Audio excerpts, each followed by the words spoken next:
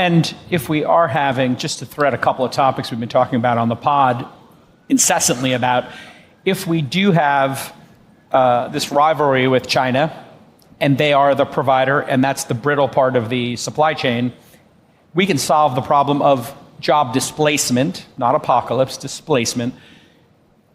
People in America who want jobs, these are going to be incredibly high-paying jobs, and we can start bringing the fabs from Taiwan here, which we're doing, and we're going to bring both to North America, and I understand South America from a friend of mine who's got an automated mining system, Adams, Travis. We're going to be able to just create a large number of jobs here.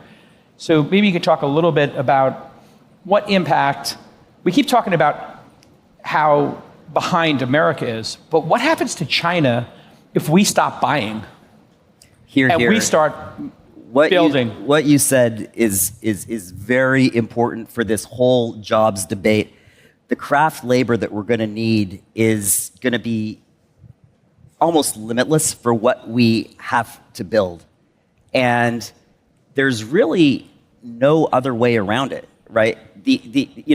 In many ways, like, look what happened in the 2000s, right?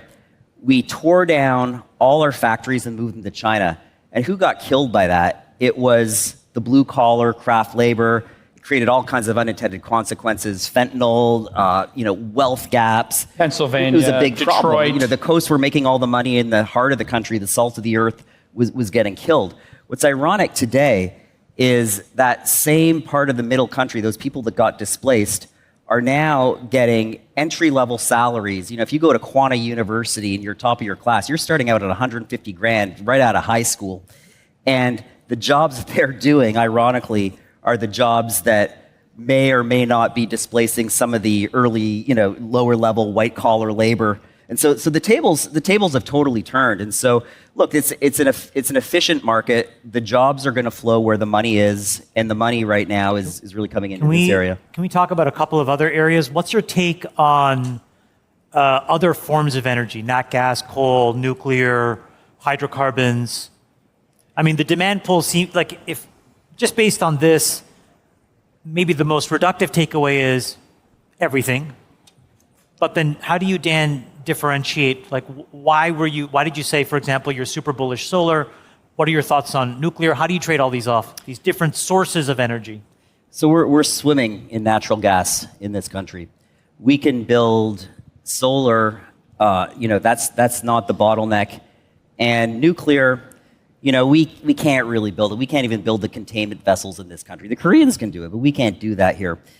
So there's always going to be these big bottlenecks in the system. And whether you're talking about solar, whether you're talking about nat gas, whether you're talking about uranium, we're going to have the raw inputs like the natural gas that we drill from the ground. But what we're going to be short of is the critical minerals to build the nuclear power plants.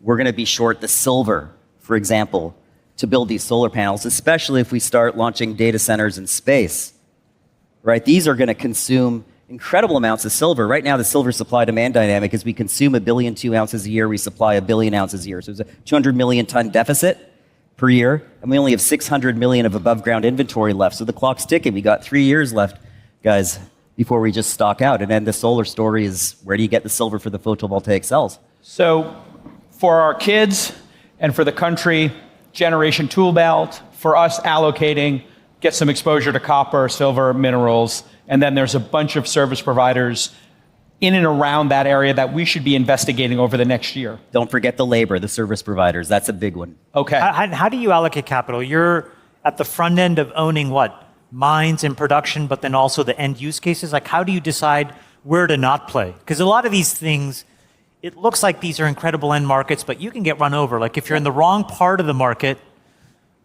there's supply shocks, there's supply shaping by China, there's price dumping. It can be all obvious, and you could lose a lot of money too. Yeah, look, you really have to understand supply chains, and I think to a lot of people out there, the supply chains are this sort of weird, mystical concept. I still think a lot of urban Americans still think a ham sandwich comes from the refrigerator, and they don't think about the 30 million pigs every month they're getting slaughtered outside of Chicago. Don't get Freeburg started. But you got to understand where the pinch points are in the supply chain, number one, and number two, I think you have to really make sure that you're not going to get technologically disrupted, where you can find, I think this was to Friedberg's point, where you can find something that's going to replace that tightness in the supply chain. Give it up for Dan. Well done. Very, very informative.